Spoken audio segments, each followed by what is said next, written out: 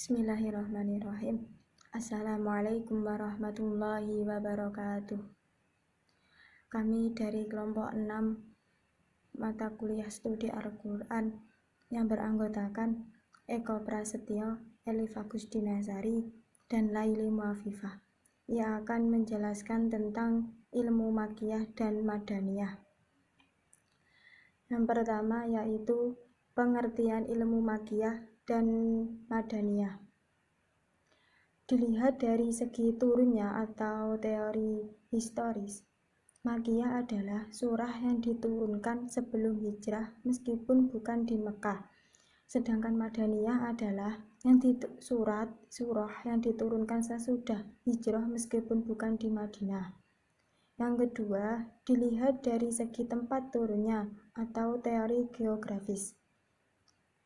Makiyah adalah surah yang turun di Mekah dan sekitarnya, seperti Mina, Arafah, dan Hudaybiyah. Sedangkan madaniyah ialah surah yang turun di Madinah dan sekitarnya, seperti Uhud dan Quba. Yang ketiga, dilihat dari segi sasarannya atau teori subjektif. Makiyah ialah surah yang seruannya ditujukan kepada penduduk Mekah. Sedangkan Madinah ialah seruan yang ditujukan kepada penduduk Madinah. Berdasarkan pendapat ini, para ulama menyatakan bahwa ayat Al-Quran yang mengandung seruan Ya ayyuhan nas yang berarti wahai manusia adalah termasuk surah makiyah. Sedangkan ayat yang mengandung seruan Ya ayyuhalladzina amanu yang berarti wahai orang-orang yang beriman adalah merupakan bagian surah madaniyah. Selanjutnya, pembahasan tentang metode mengetahui makiyah dan madaniyah akan dijelaskan oleh pemateri kedua.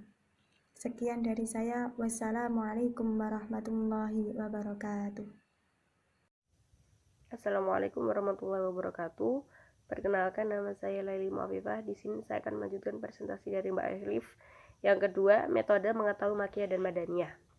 Pada awalnya, para ahli tafsir membedakan dengan bersandar atas riwayat-riwayat dan bukti yang berisikan sejarah tentang surah atau ayat yang menunjukkan kapan turunnya surat atau ayat tersebut. Apakah sebelum Rasulullah hijrah ataukah sesudah hijrah? Ada dua cara untuk mengenali, yaitu simai nakli dan qiyasi ijtihadi. Yang pertama, simai nakli, yaitu metode yang didasarkan pada riwayat sahih dari sahabat yang hidup pada saat itu dan menyaksikan turunnya wahyu, atau dari para tabi'in yang menerima dan mendengar dari para sahabat bagaimana, di mana, dan peristiwa apa yang berkaitan dengan turunnya wahyu itu. Yang kedua, qiyas ijtihadi, yaitu metode yang didasarkan pada ciri-ciri makiyah dan madaniyah.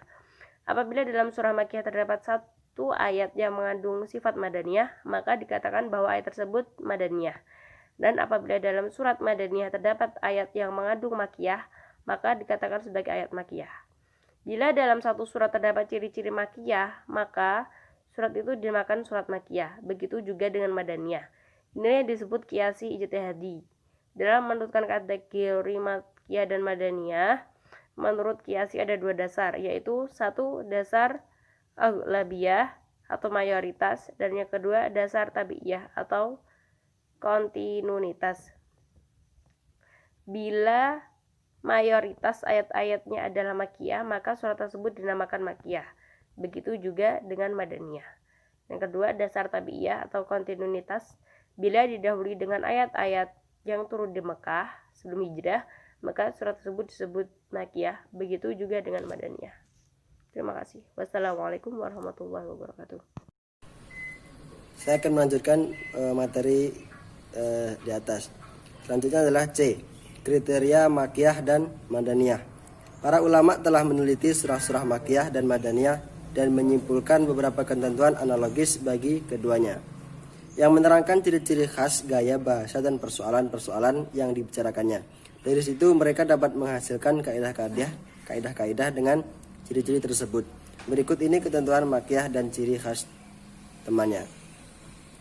Yang pertama, setiap surah yang mengandung lafadz kalla berarti makiyah. lafaz ini hanya terdapat dalam separuh terakhir dari Quran dan disebutkan sebanyak 33 kali dalam 15 surah. Yang kedua, setiap yang mengandung ya ayyuhan nas dan tidak mengandung ya ayyuhalladzina amanu kecuali surah Al-Hajj yang pada akhir surat terdapat ya ayyuhalladzina amanu ka'u wasjuda. Namun demikian besar ulama berpendapat bahwa ayat tersebut adalah ayat Makkiyah. Yang ketiga, setiap surah yang mengandung kisah para nabi dan umat terdahulu. Yang keempat, setiap surat yang mengandung kisah Adam dan Iblis kecuali surah Al-Baqarah. Yang kelima, setiap surah yang di dalamnya mengandung sajdah. Yang keenam, setiap surah yang dibuka huruf-huruf singkatan seperti alif, lam, mim, alif, lam, ro, dan lainnya. Kecuali surah Al-Baqarah, Ali Imran, dan surah Al-Ra'd masih diperselisihkan. Ketentuan madaniyah dan ciri khasnya. Yang pertama, setiap surah yang berisi kewajiban atau had, sanksi. 1. Setiap surah yang di dalamnya disebutkan orang-orang munafik. Yang ketiga, setiap surah yang di dalamnya terdapat dialog dengan ahli kitab ini dari segi ketentuan, sedang dari segi ciri khas, tema dan gaya bahasa, yaitu yang pertama menjelaskan ibadah, muamalah, had, kekeluargaan, warisan, kaidah, hukum, dan lainnya. Yang kedua, seruan terhadap ahli kitab dari kalangan Yahudi dan Nasrani dan ajakan kepada mereka untuk masuk Islam. Penjelasan mengenai penyimpangan mereka terhadap kitab-kitab Allah. Yang ketiga, menyingkap perilaku orang munafik, menjelaskan bahwa ia berbahaya bagi agama. Yang keempat, suku, kata, dan ayatnya panjang dan dengan gaya bahasa yang memantapkan syariat serta menjelaskan tujuan dan sasarannya. Yang D, urgensi kajian Makkiyah dan Madaniyah. An-Naisaburi dalam kitabnya At-Tanbih ala Fadil Ulum Al-Quran memandang subjek Makkiyah dan Madaniyah sebagai ilmu Al-Quran yang paling utama. Sementara itu, Mana Al-Qattan mencoba lebih jauh lagi dalam mendeskripsikan urgensi mengetahui Makkiyah dan Madaniyah sebagai berikut. 1. Membantu dalam menafsirkan Al-Quran. Pengetahuan tentang para mufasir dalam peristiwa di seputar turunnya Al-Quran tentu sangat membantu memahami dan menafsirkan ayat-ayat Al-Quran. Kendatipun ada teori yang mengatakan bahwa keumuman redaksi ayat yang harus menjadi patokan dan bukan kekhususan sebab. Dengan mengetahui kronologis Al-Quran pula, seorang mufasir dapat memecahkan konsep nasikh mansukh yang hanya dapat diketahui melalui kronologi Al-Quran. Yang kedua, pedoman bagi langkah-langkah dakwah. Setiap kondisi tentu saja memerlukan ungkapan yang relevan. Ungkapan dan intonasi berbeda yang digunakan ayat-ayat Makkiyah dan ayat-ayat Madaniyah, memberikan informasi metodologi bagi cara-cara menyampaikan dakwah agar relevan dengan orang yang diserunya. Karena itu dakwah Islam berhasil mengetuk hati dan menyembuhkan segala penyakit rohani orang-orang yang diserunya. Yang ketiga, memberi informasi tentang sirah kenabian. Penahapan turunnya wahyu adalah seiring dengan perjalannya dakwah Nabi, baik di Makkah atau di Madinah. Mulai diturunkannya wahyu pertama sampai diturunkannya wahyu terakhir, Al-Quran adalah rujukan otentik bagi perjalanan dakwah Nabi itu. Informasinya sudah tidak dapat diragukan lagi. Selain itu, mengetahui surat Madaniyah dan Makkiyah merupakan salah satu bidang ilmu Al-Quran yang penting karena dalamnya terdapat beberapa manfaat.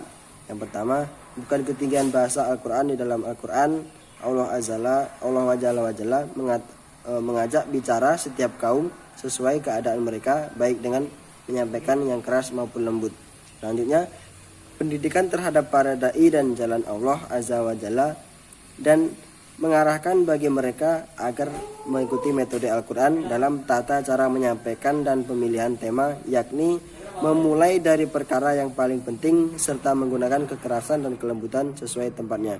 Yang terakhir, pembeda antara nasikh hukum yang mahfuz dengan mansukh hukum yang dihapus. Seandainya terdapat dua ayat yaitu Madaniyah dan Makkiyah yang keduanya memenuhi syarat nasakh penghapusan, maka syarat Madaniyah tersebut menjadi nasikh bagi ayat Makkiyah karena ayat Madaniyah datang belakangan setelah ayat Makkiyah. Sekian.